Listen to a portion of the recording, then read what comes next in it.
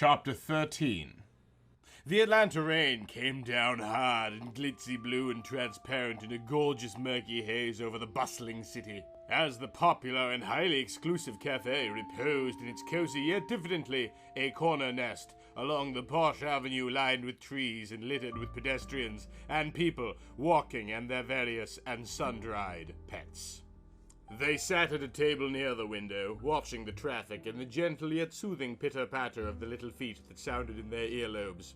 But that was the purity of the rain. Rain soothed and made gently the soul's musings.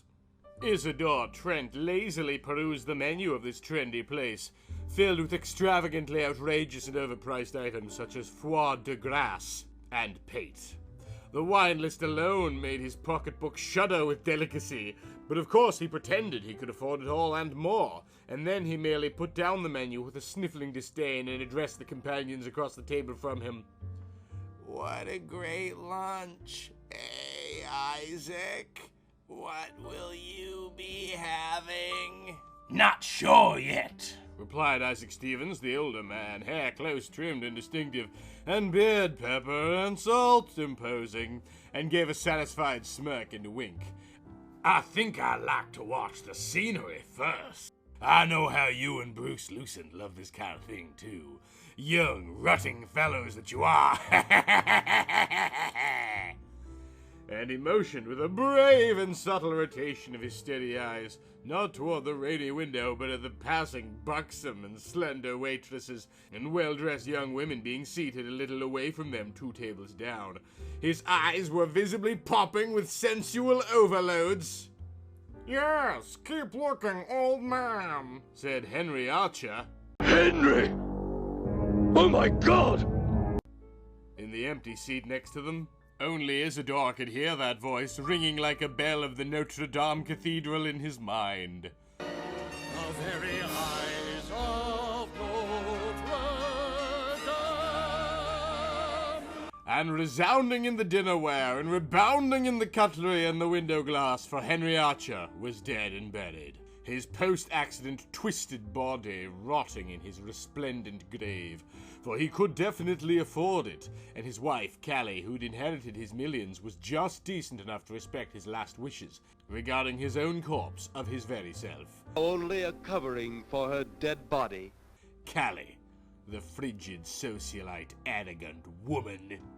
How is business? Or should I even ask? Said Isidore, with his red hair pulled back in a casual yet stylish ponytail, hard-bodied and gushing sex appeal, as only a 20-year-old young man could, in his very prime of existence and radical experience of life.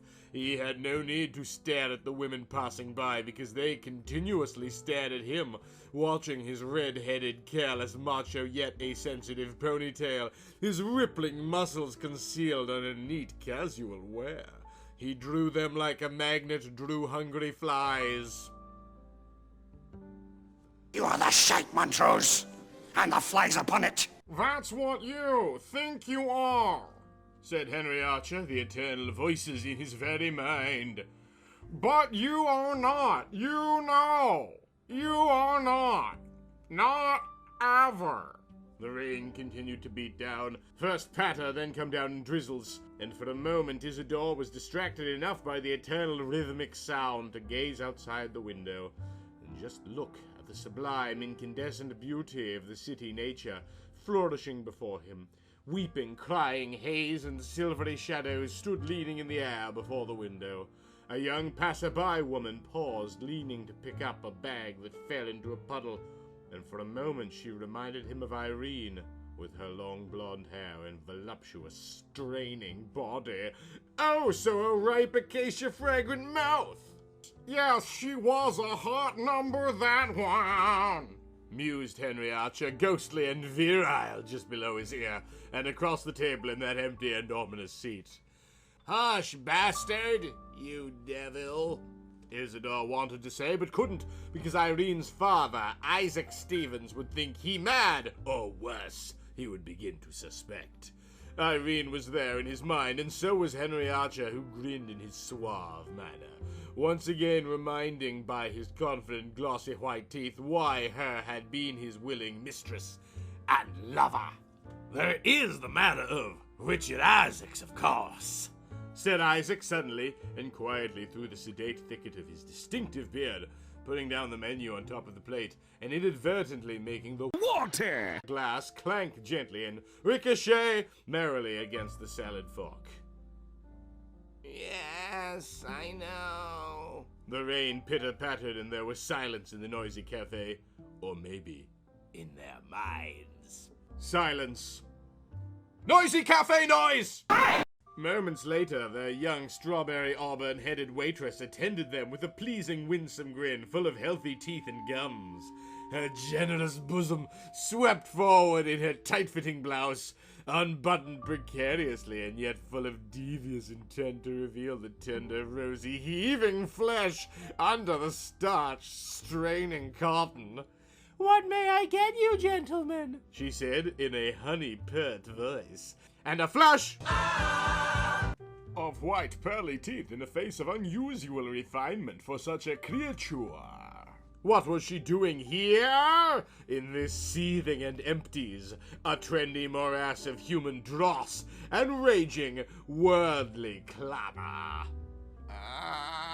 Mused Isidore to himself.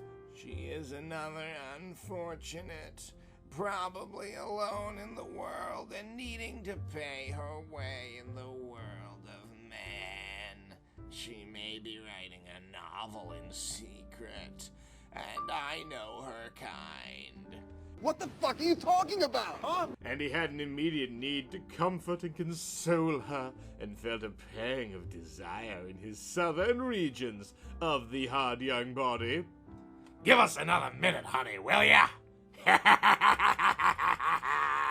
Said Isaac, grinning at the waitress and winking gently like an older man who is respectable, no doubt, yet has spent a wild youth sowing his wild oats, and a bit of wheat and barley, too.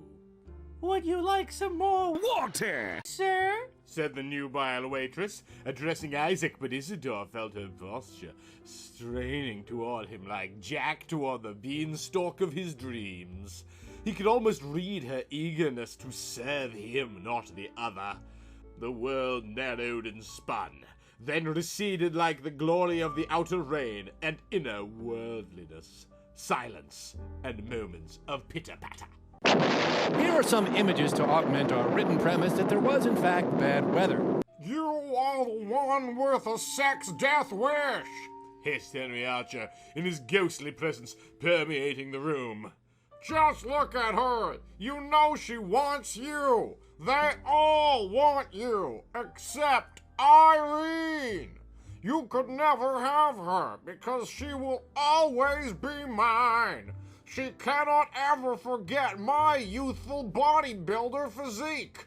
The firmness and the rock hardness of me, the only things that would satisfy. Her father does not know that his sweet, innocent Irene was a wildcat in my bed.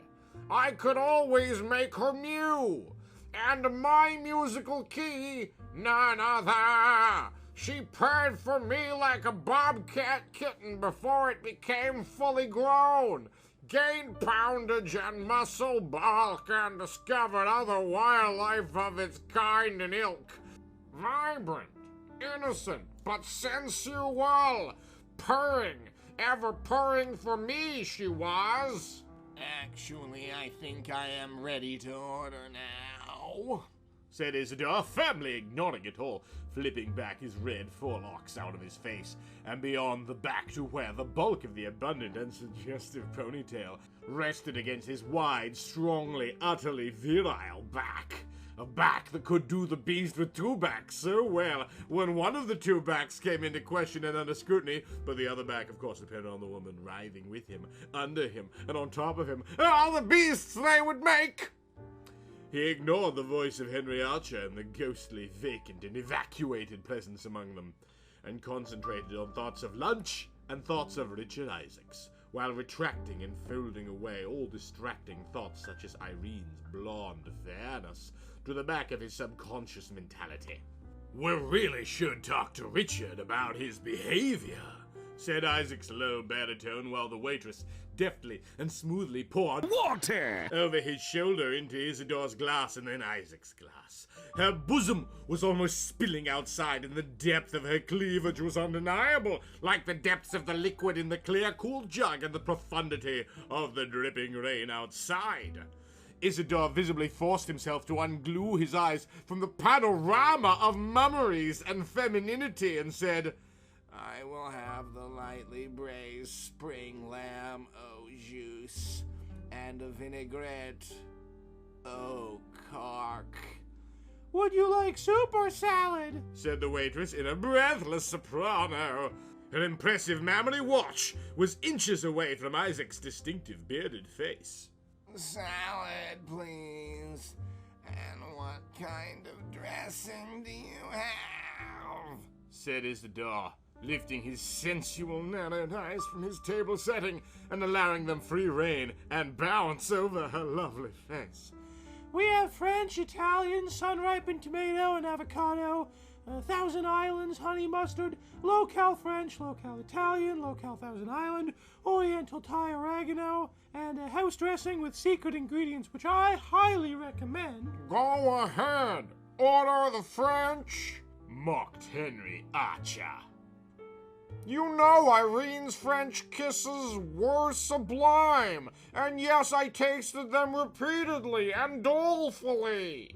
Low-cal Italian, said Isidore, never blinking, yet narrowing his eyes and then widening them in involuntary but firm pupil dilation, and watching the wavelength and frequency of her eyes, so that the waitress was the first one to blink away.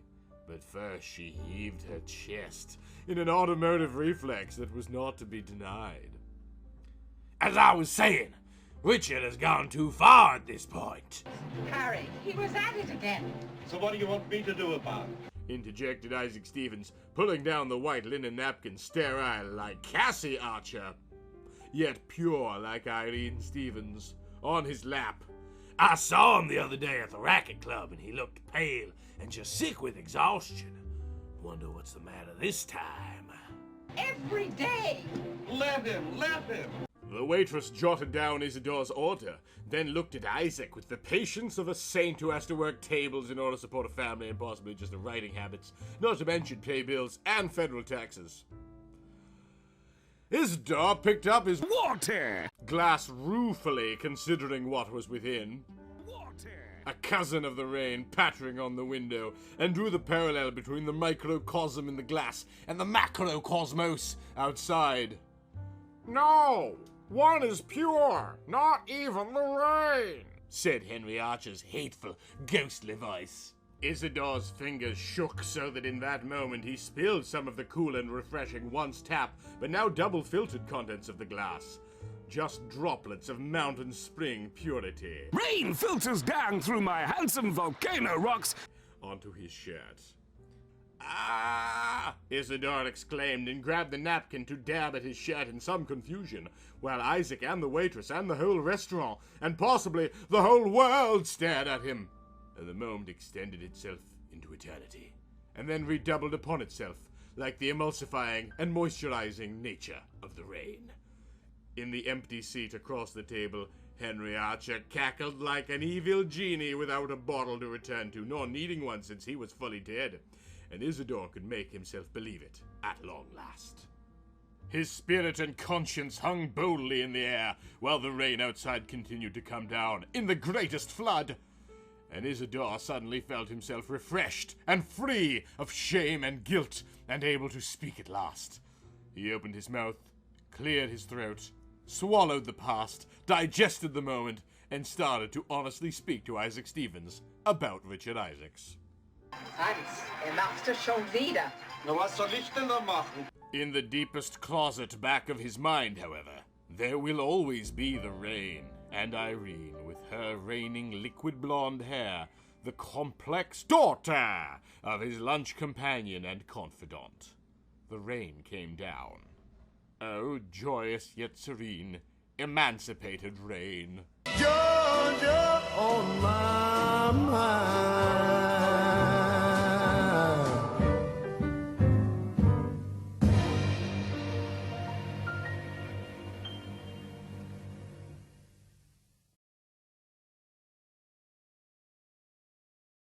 And as the evening rain fell down upon their purple prose, Man Without a Body took a moment to thank his gracious Patreon supporters, particularly the ebullient, emulsifying, steadfast brake system BSE, and the moisturizing, lugubrious Michael Maris.